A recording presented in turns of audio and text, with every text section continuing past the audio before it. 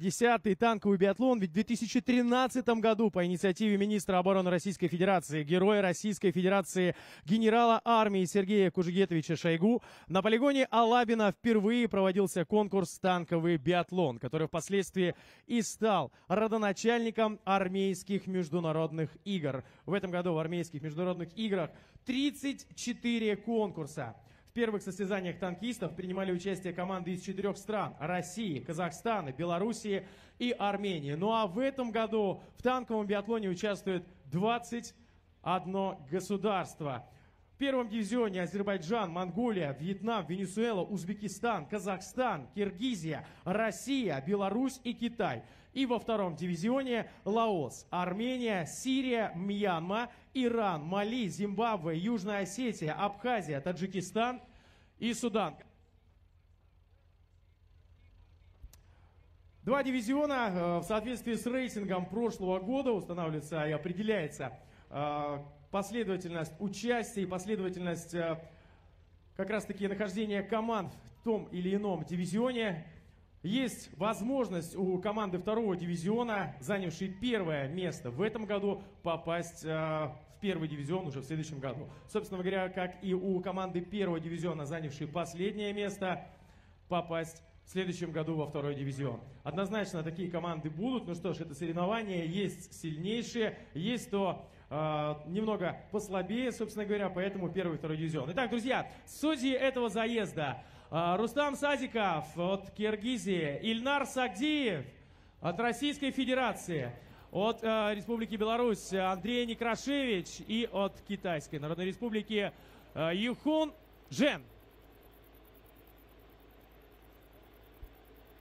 В этом заезде 4 экипажа, 4 танка, 4 цвета. Ну что ж, я готов представлять экипажи. На правом фланге танк зеленого цвета. Первый экипаж Республики Кыргызстан. Командир танка старший лейтенант Илимбеков Таланбек. Наводчик-оператор сержант Тарабек Улу Абдумитал. Механик-водитель прапорщик Тыналы Улу Иска, Кыргызстан. Вторая дорожка. Танк красного цвета. Российская Федерация. Командир танка старшина Дмитрий Бочкарев. Наводчик-оператор старший сержант Олег Орлов. Механик-водитель сержант Сандан Санжиев. Российская Федерация. Танк красного цвета. Восточный военный округ. На танке желтого цвета на третьей дорожке экипаж Республики Беларусь. Командир танка старший лейтенант Павел Дудык. Наводчик-оператор сержант Алексей Кадун.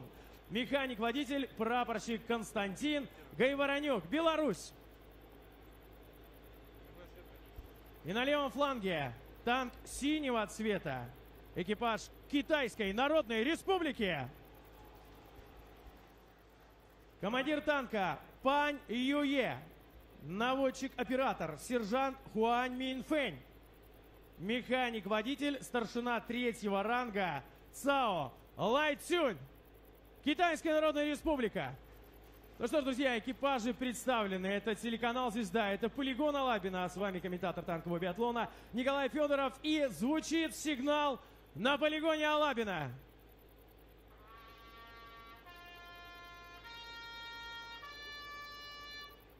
И по этой команде экипажи занимают штатные места в боевых машинах. Все 3 члена экипажа. Командир танка, наводчик-оператор и механик-водитель заводят двигатели и ждут команды на начало движения. Старт в индивидуальной гонке не одновременный. Первыми будут стартовать представители Республики Кыргызстан с первой огневой дорожки. Далее с разницей во времени в 1-2 минуты по команде главного судьи соревнования будут отправляться экипажи для выполнения задач индивидуальной гонки. Главный судья конкурса «Танковый биатлон» в этом году начальник Казанского высшего военно-танкового училища генерал-майор Кирилл Кулаков.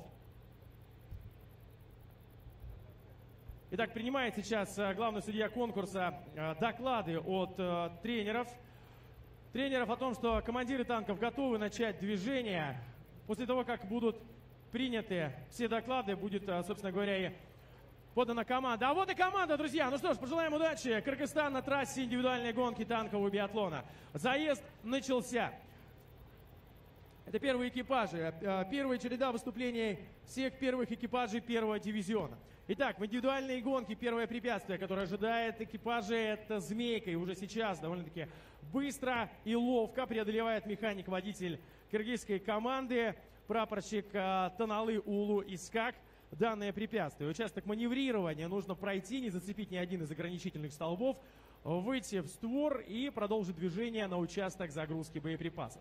Что касается правил, точнее сказать, изменений правил в положении проведения конкурса в этом году. Да, они есть, они совершенствуются с каждым днем. Исследовательской группой проработаны вопросы ежегодно, и, соответственно, на основании этих исследований возможны изменения. Итак, в первом дивизионе, да, собственно, как и во втором, в ходе боевой стрельбы по мишеням номер 12 с этого года показ целей одновременный. Все три цели будут подниматься одновременно, и наводчик-оператор самостоятельно выбирает, в какую из целей первой начать стрельбу. Собственно говоря, на выбор, абсолютно на его выбор, на 1600, на 1700 или на 1800 метров. Второе условие, которое также внесено в положение в этом году, это время первого выстрела. Обязательное условие в первом дивизионе: выстрел первый из танковой пушки должен быть произведен не более чем через 20 секунд. В случае, если время первого выстрела превышено, то, соответственно, экипаж получит штрафные санкции, и это будет пит-стоп. Экипаж Киргизии загрузил боеприпасы. Сегодня министр обороны Республики Киргизия наблюдает за выступлением своей команды. Друзья, поддерживают огромное количество болельщиков здесь на полигоне Алабино свою команду. Ну что ж, посмотрим, что удастся с первой огневой задачей у киргизской сборной. Хорошая команда, сильная команда. В прошлом году выступала во втором дивизионе, стали чемпионами. И вот в этом году здесь с сильнейшими танкистами мира. Первый выстрел! Ну что ж, 13 секунд буквально прошло, и первый выстрел прозвучал, но, к сожалению, пробоины я не наблюдаю. В случае непоражения мишени необходимо использовать дополнительные боеприпасы, друзья. Итак, второй выстрел. Если левая мишень, видна пробоина прекрасно. Ну что ж, пока один дополнительный боеприпас заработали киргизские танкисты. Но есть шанс, используя дополнительный боеприпас, поразить мишень и лишить себя возможности пройти штрафные круги. А это, конечно же, не может не радовать как экипажи, так и болельщики. Итак, третья мишень. Все готово для ее поражения. Выстрел! Есть цель! Ну что ж, хорошо. Зеленому один дополнительный артиллерийский выстрел назначается. Нужно выбираться из машины, заглушить двигатель всем трем членам экипажа. Загрузить штатный артиллерийский выстрел, ввести стрельбу по той мишени, которой, собственно говоря, не удалось попасть. А давайте посмотрим в повторе боевую работу киргизской сборной.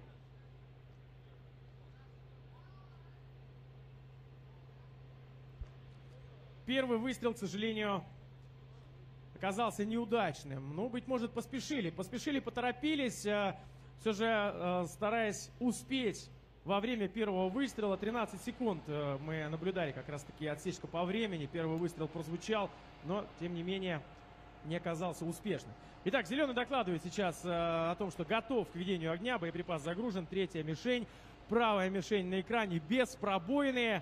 Что ж, пожелаем удачи наводчику-оператору киргизской сборной. Сержант Тарабек Улу Абдумитал.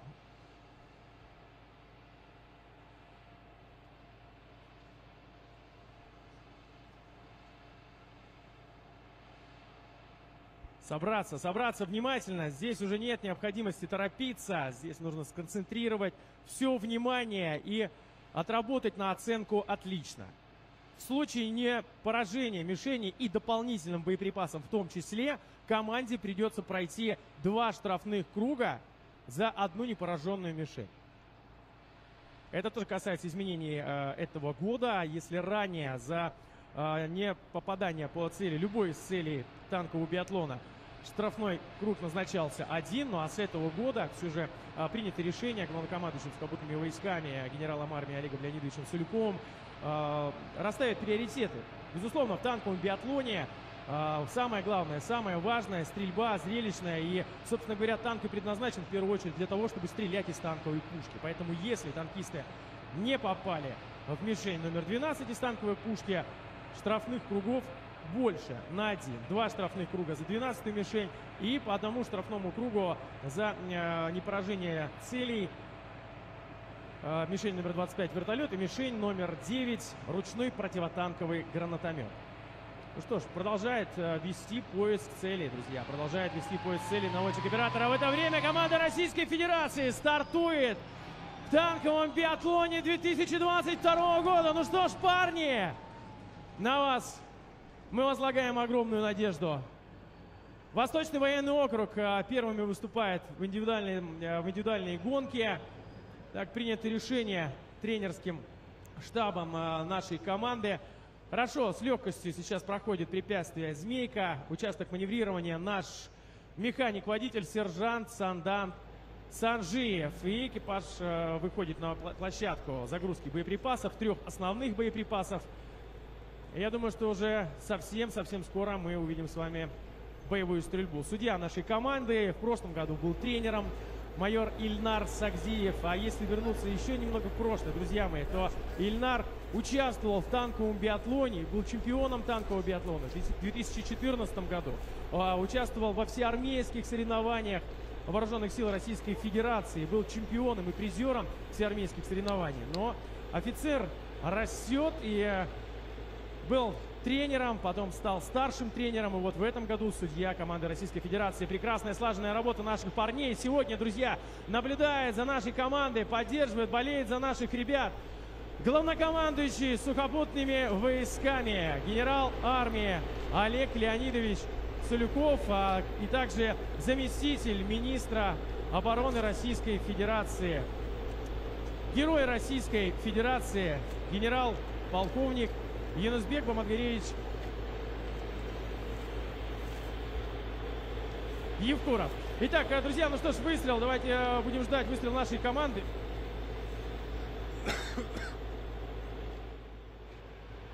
Итак, выстрел! Есть цель! Олег Орлов. Олег Орлов, наш наводчик-оператор, на 1600 метров. Цель поражена. Итак, 2 мишени остаются. Время первого выстрела зафиксировано. Не было превышения. Есть цель! Хорошо, Олег. Вот и парни нашего 2-го, 3-го экипажа стоят на трибунах, болеют за своих ребят. Первыми, конечно же, выступать сложнее. Первыми, конечно же, выступать тяжелее.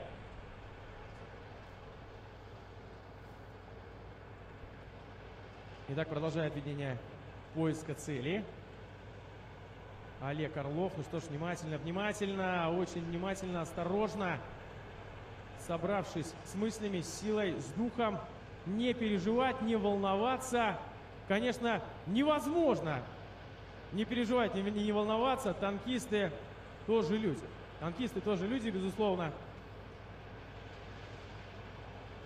Итак, но вместе с тем ждем с нетерпением 3-го выстрела. Итак, назначает в это время главный судья конкурса команде Кыргызстана 2 штрафных круга. Не поразили мишень номер 12. Пройдут 2 штрафных круга, пройдут лишний километр. Ну что ж, друзья, у нашей команды есть цель у нашей команды. Это Олег Орлов. Ну что ж, браво, Олег. Мы поздравляем Олега с наступившим днем рождения. Вчера, 13 августа, Олегу Орлову исполнилось 28 лет. Браво, Олег! Браво, Олег! Это та стрельба, которую ждет от наших танкистов вся Россия. Вы молодцы! Мы гордимся вами, парни! Продолжать работать в том же духе, не останавливаться, темпов не снижать. Итак, впереди у нашей команды препятствие, участок минно-взрывном заграждении. Непростое препятствие для каждой команды. А пока, внимание, повторы. Никаких сомнений в том, что Были попадания, были поражения, и не по касательной, не в кромку цели, а прямо-таки в сердце мишени, в ее фактически центр. Вот прекрасно видны пробоины калибром 125 миллиметров. Замечательная работа. Первый экипаж команды Российской Федерации. Третий выстрел тоже нашел свою цель. Браво! Итак, наш танк Т-72Б3 продолжает движение по трассе конкурса. Немного освежились, немного остудились наши парни. Механик, водитель Сандан Санджиев ведет боевую машину. Все члены нашего экипажа проходят службу в 212-м окружном учебном центре Восточного военного округа. Город Чита. Ну что ж, Чита, я думаю, сейчас вся прильнула к экранам и наблюдает за работой наших танкистов в прямом эфире, как и глава Забайкальского края Александр Осипов. Все волнуются за наших ребят, вся страна, вся Россия переживает, безусловно, за то, как выступят наши парни в танковом биатлоне. Да, собственно говоря, как выступят все экипажи. Хотелось бы видеть зрелищный, яркий танковый биатлон. Тот танковый биатлон, который дарили нам в прошлом году танкисты первого дивизиона. Да и в этом году выступило уже несколько команд. Было очень ярко, было очень мощно. Вчера состоялся первый день танкового биатлона. Ну а официальное открытие конкурса «Танковый биатлон» состоится уже завтра, 15 августа, параллельно с открытием 8-х армейских международных игр. Итак, танк желтого цвета команда Республики Беларусь загрузила боеприпасы и готова вести боевую стрельбу. 3 мишени в поле, выстрел! 11 секунд. 11 секунд, и первый выстрел прозвучал. Наша команда, отсечка по времени, первый круг. 5 минут 58 секунд. Хорошо. Хорошо, идем, продолжаем в том же духе. Второй выстрел, Беларусь. Есель. Ну что ж, очень четко кладут снаряды в мишени, имитирующие танк противника. Наводчик-оператор Алексей Кадун. Третий выстрел. Есть. Оружие разряжено, докладывает сейчас командир танка белорусской команды Павел Дудык. И продолжает движение по трассе конкурса.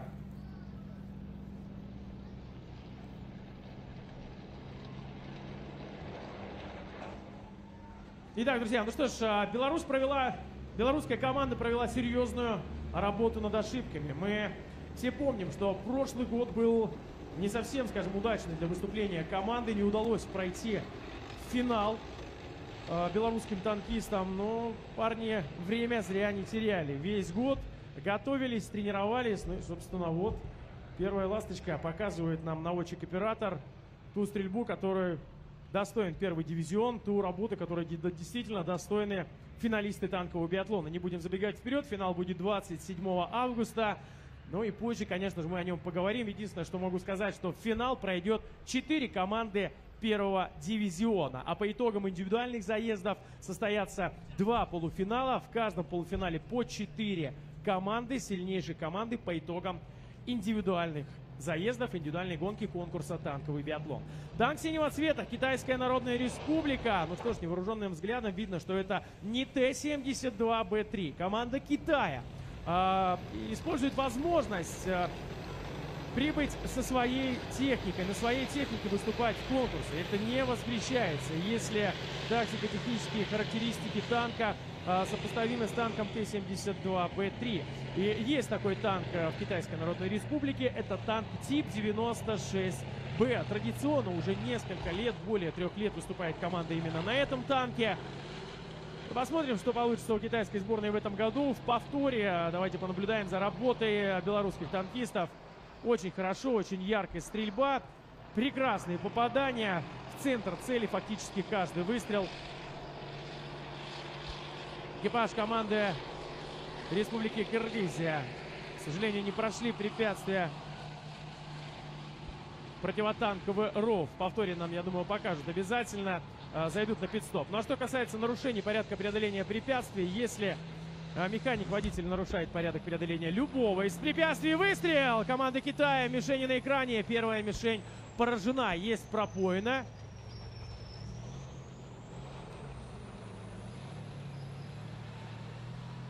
Итак, второй выстрел. Есть!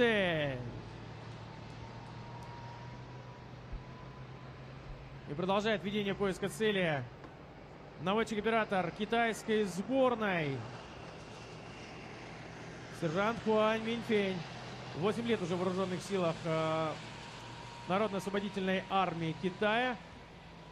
Республика Беларусь. 5:38. Отсечка по времени. Немного опережает нашу сборную. Третий выстрел.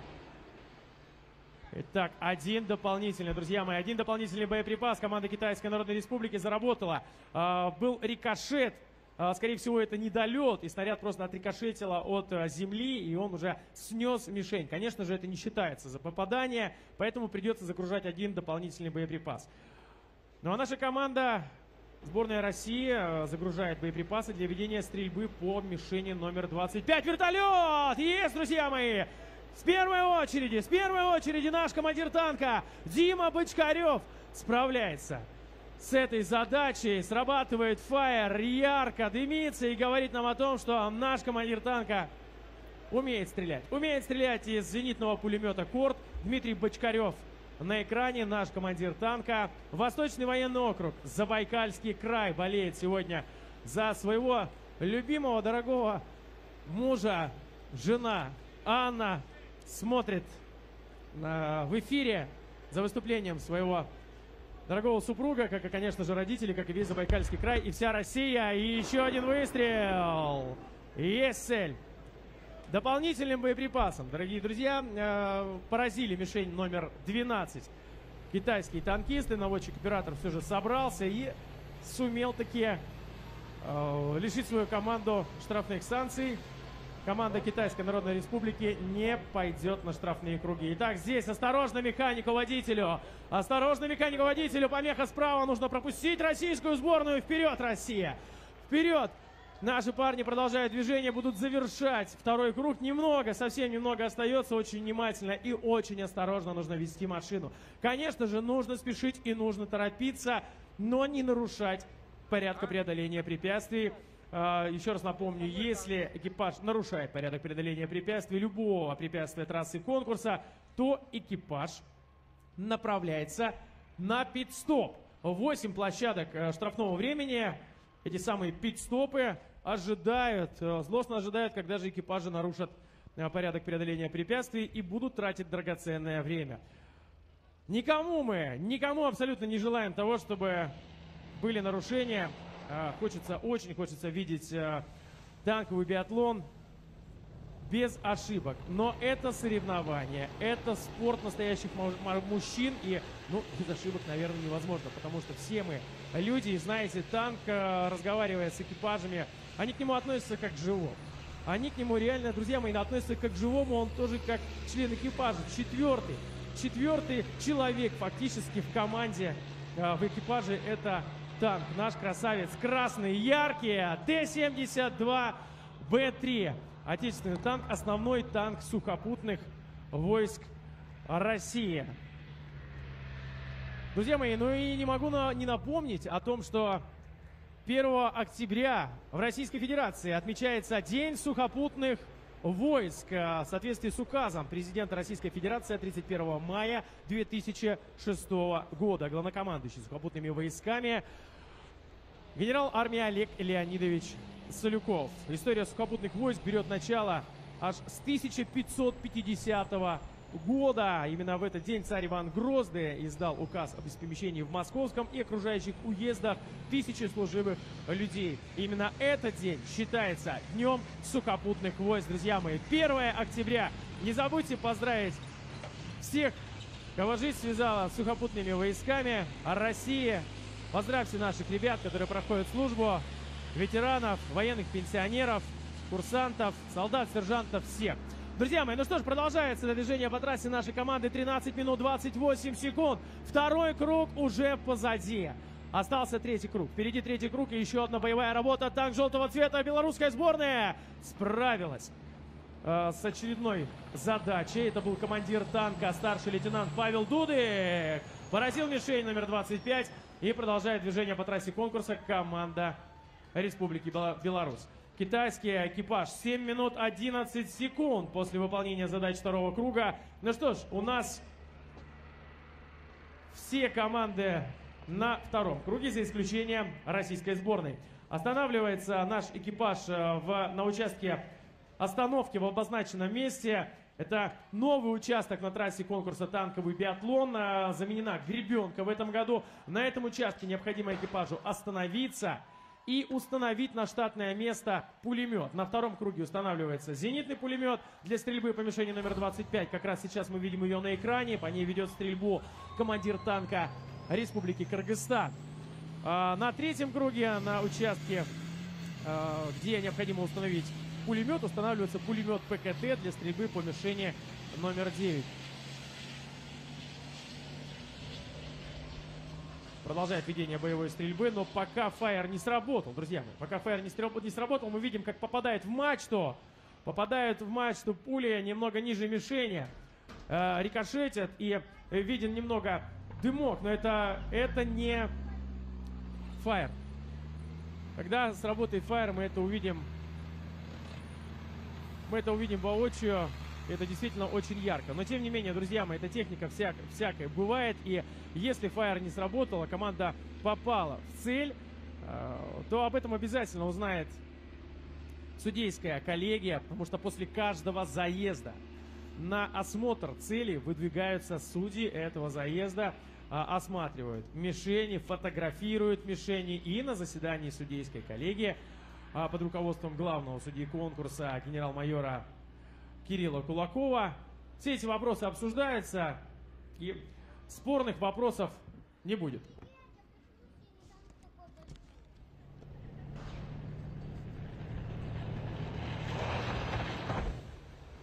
Итак, допустили ошибку белорусские танкисты на участке в минно-взрывном заграждении. Друзья, наехали на мину. К сожалению, белорусских болельщиков придется зайти на пит-стоп. Придется потратить время. Но в среднем на контрольный осмотр машины на пит-стопе команды затрачивают от 40 секунд до 1 минуты. Второй круг у команды Республики Беларусь. Впереди пит-стоп и выполнение еще одной огневой задачи. Ну что ж, наша команда уже фактически готова открыть огонь. Через несколько мгновений мы уже с вами увидим красную мишень. И с замиранием сердца будем ждать боевой стрельбы, боевой работы Олега Орлова. Сейчас нормально. Итак, построение перед стрельбой, перед загрузкой боеприпасов. В соответствии с положением о проведении о конкурсе экипаж должен заглушить двигатель, выйти из танка, построиться, взять боеприпасы. 15 боеприпасов выделяется для ведения боевой стрельбы из спаренного пулемета ПКТ калибра 7,62 мм. Дальность до цели 700 метров. А вот и китайский танк. Рядом китайский танк. Китайские танкисты будут вести стрельбу по мишени номер 25.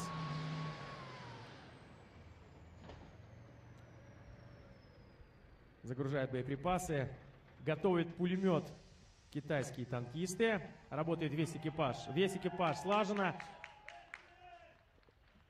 Докладывает о готовности к ведению боевой стрельбы. Мишени в поле. Сейчас мы с вами увидим и мишень синего цвета для команды Китайской Народной Республики. Ну что ж, самое важное сейчас для нас — это мишень красного цвета. Мишень номер 9! Есть! Есть, друзья! Ну что ж, Олег Орлов, наш наводчик-оператор. Браво, Олег! Великолепная работа. Разбивает вдребезги мишень номер 9. 5 из 5 попаданий. Команда Российской Федерации. Синий танк команды Китайской Народной Республики открывает огонь. Мишень еще поднимается. Он уже стреляет. Он уже готов вести боевую стрельбу. Хочется поскорее, конечно же, поскорее попасть по цели, по мишени. Но иногда эта скорость играет злую шутку. Но не сейчас, но не сегодня и не для китайской команды. Поразил мишень номер 25 командир танка китайской сборной и продолжит движение мимо штрафной дистанции, мимо штрафного круга. Сборная Республики Беларусь 14 минут 49 секунд. Отставание от команды Российской Федерации 1 минута 21 секунда. Ну вот это как раз та самая ошибка, друзья. Вот как раз таки этот пит-стоп, на который вынуждена заехать команда Республики Беларусь и потратить время.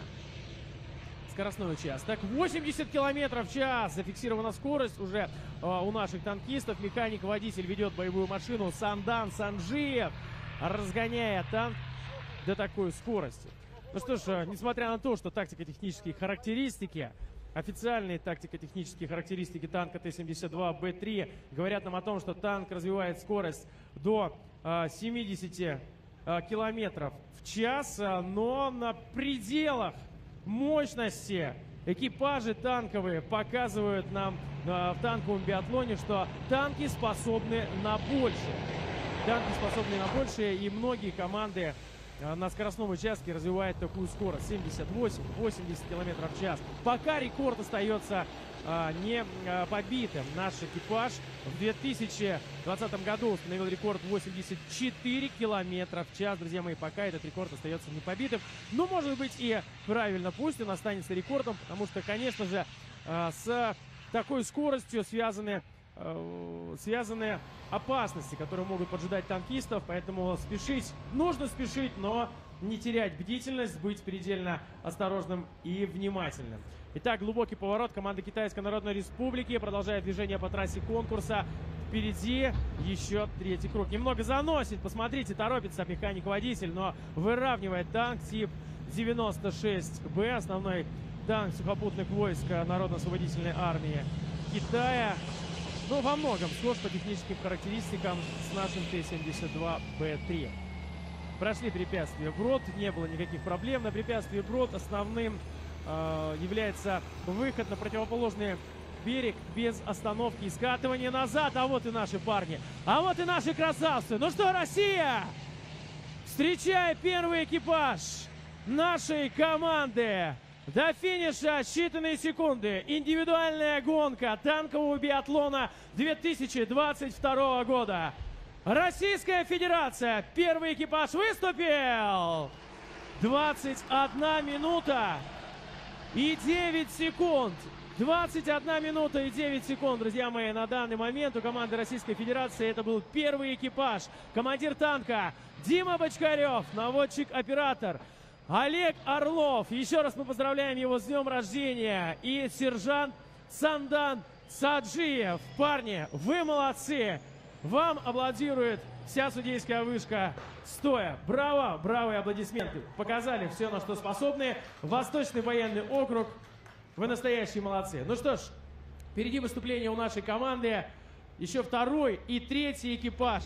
Сейчас внимательно наблюдали за выступлением нашего первого экипажа. Как раз-таки коллеги наших ребят по команде смотрели внимательно за выступлением. Обязательно будет подведение итогов, обязательно работа тренерского штаба. Ну и, конечно же, ждем выступления 17 августа второго экипажа Российской Федерации. Республика Беларусь на экранах. Первый экипаж продолжает работу. И третий круг, третья стрельба у команды Республики Беларусь в исполнении наводчика-оператора из спаренного пулемета ПКТ.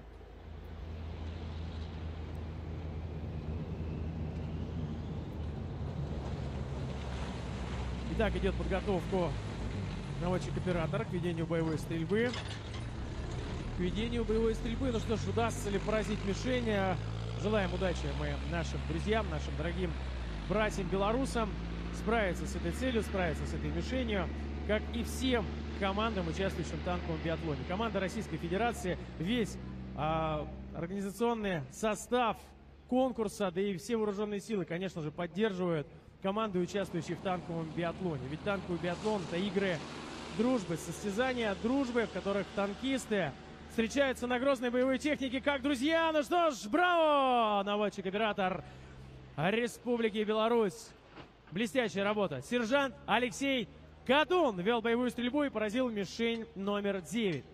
Хотелось бы отметить еще один важный момент. Друзья мои, мы помним, когда наша команда вела боевую работу по мишеням номер 12, то в ходе боевой стрельбы была техническая задержка.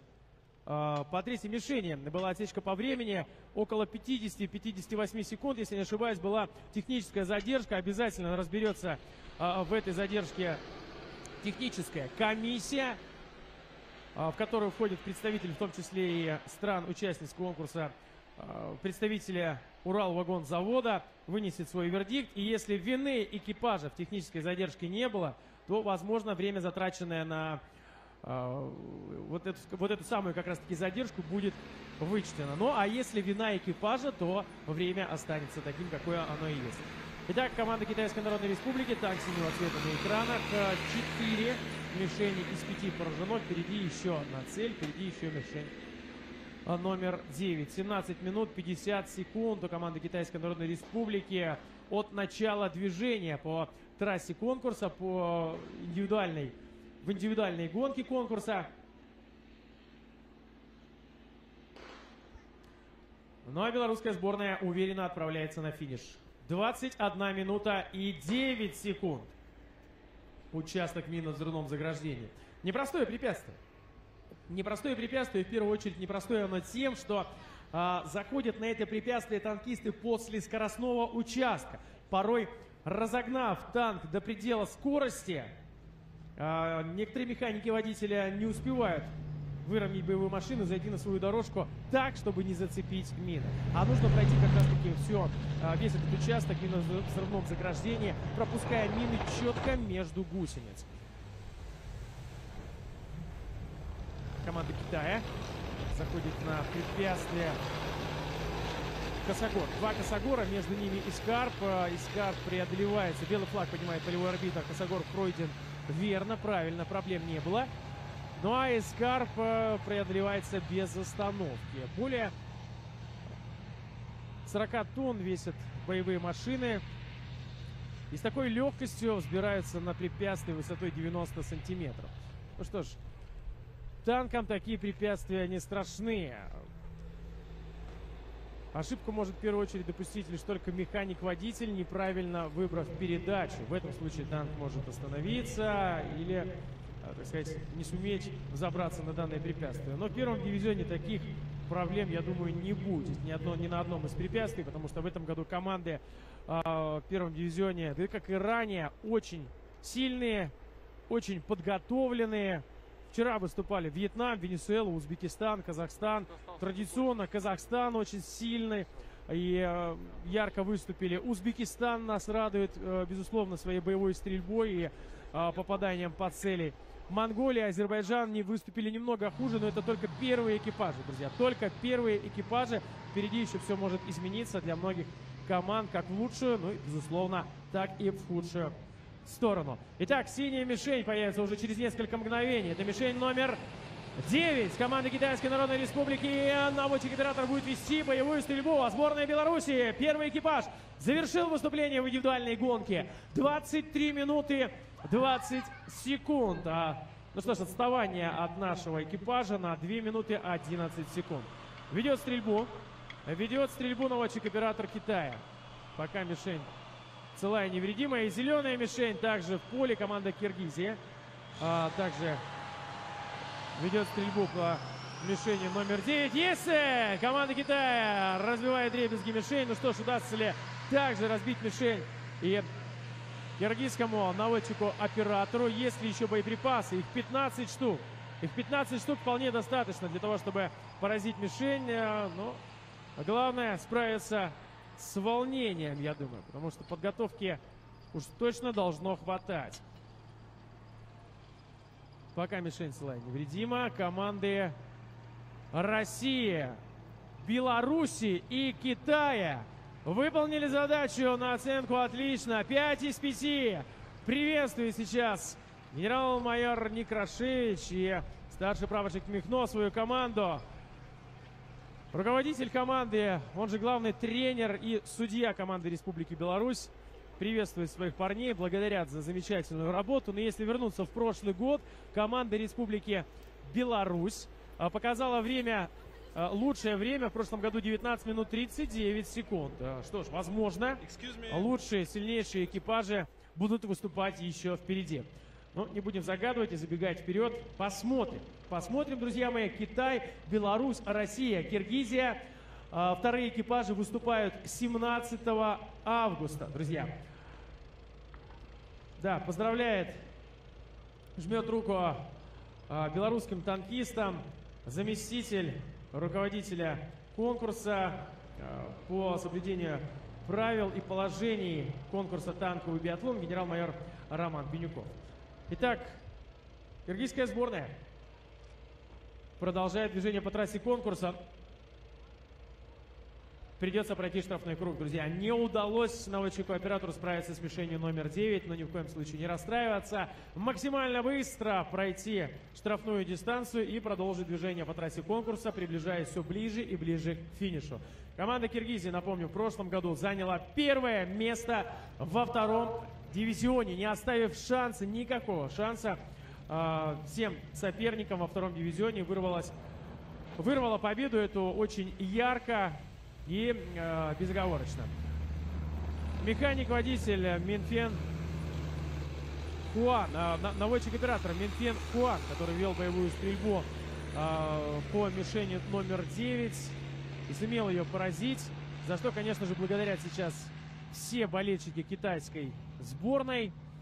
Ну и, конечно же, механик-водитель, которому не пришлось заходить на штрафную дистанцию, пройти мимо нее и продолжать движение. Очень хорошие, очень сильно подготовленный, очень хорошо подготовленный механики-водители. Вы посмотрите, была лишь только одна ошибка, ну и то сложно ее назвать ошибкой у команды Республики Беларусь. Наехали на одну мину, немножечко не справился с управлением. И это в первую очередь связано не с тем, что механик-водитель не очень хорошо подготовлен, а с тем, что механик-водитель от чистого сердца хотел как можно быстрее привести свою команду, ну и немного растерялся, привести свою команду к финишу и наехал таки на мину. Но не беда, не страшно, время хорошее. Беларусь 23 минуты 20 секунд.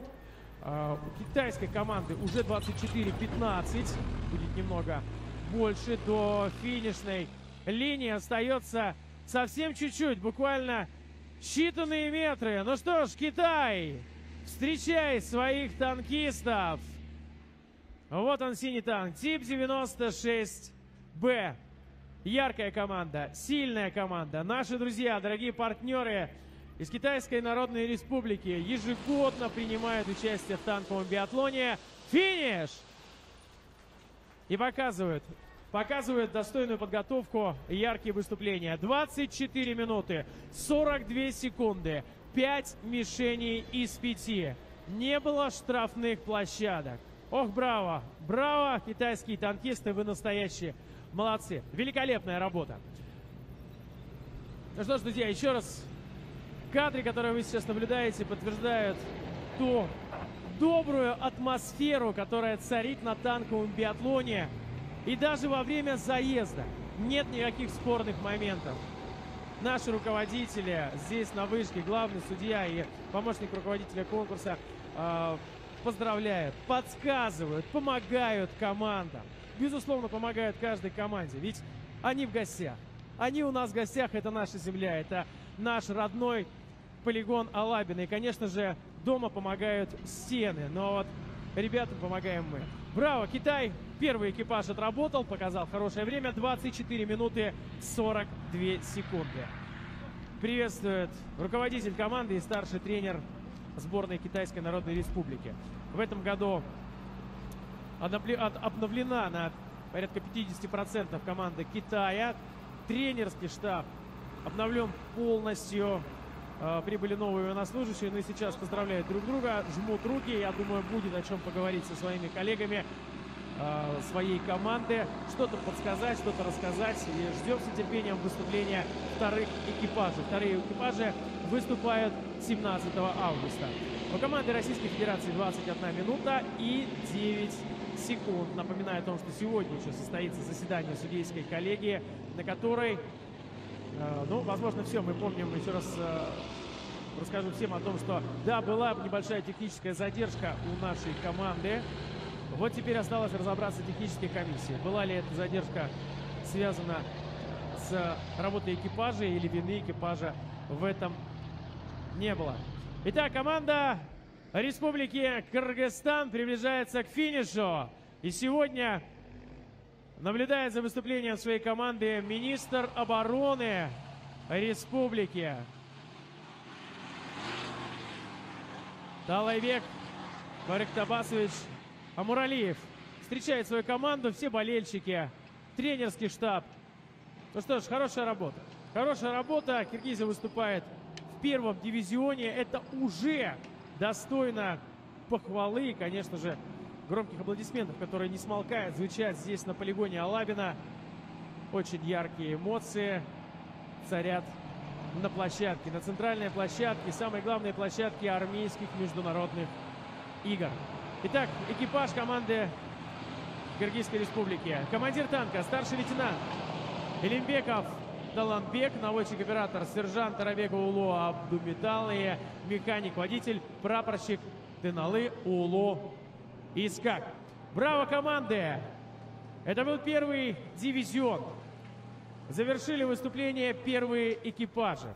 Сегодня, друзья, состоятся еще два экипажа. Ждем мы с нетерпением. Второй дивизион будет выступать. А пока результаты сегодняшнего заезда. Кыргызстан 39 минут 23 секунды. Китай 24 минуты 42 секунды.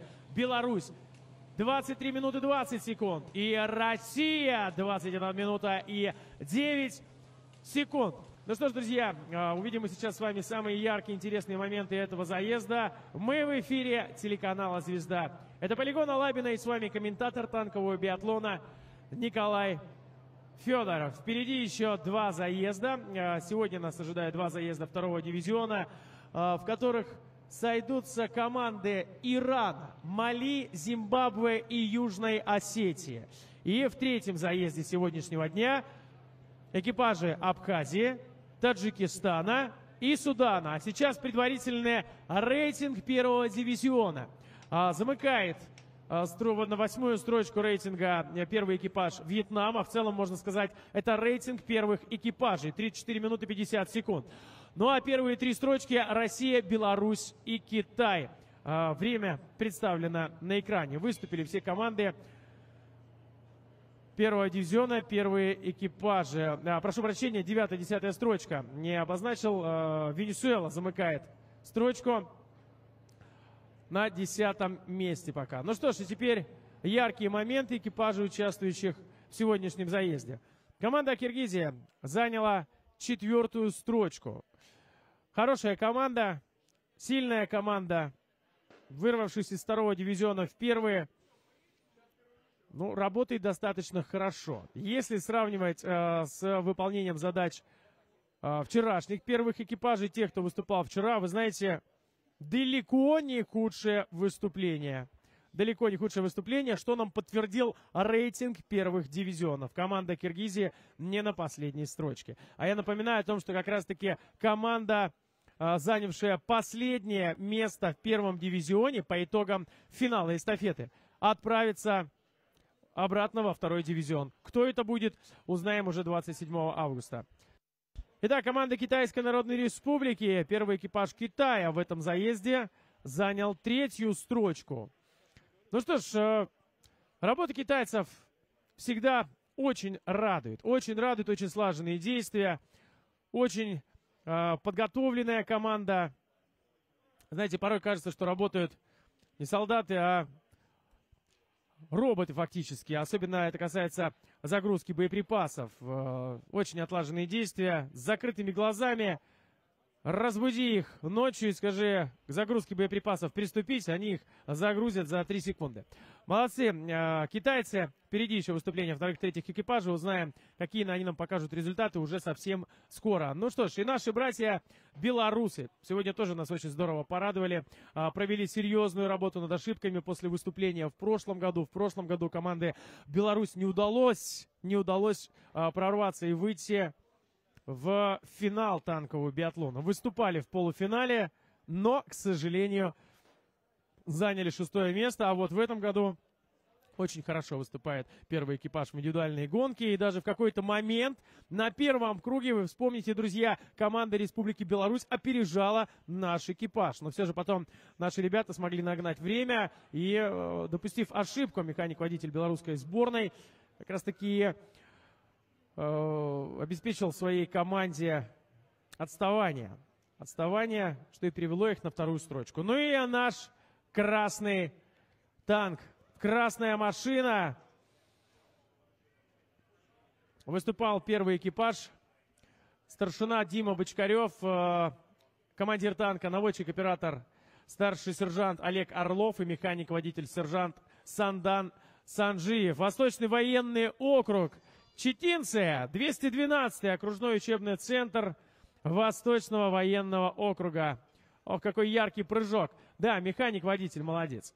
Сандан Санжиев, отдельно каждому хочется сказать огромное спасибо, но Сандан великолепно знает свою работу, великолепно знает свое дело, ведет филигранно боевую машину и преодолевает все препятствия великолепно. И на фоне работы нашего механика-водителя, но нет просто шансов допускать ошибки у командира и наводчика, что, собственно говоря, они и делали сегодня, поразили все мишени. Командир танка умело, очень здорово управлял нашим экипажем, передавал команды, слушал команды нашего тренерского штаба, что и привело на первую строчку наших парней.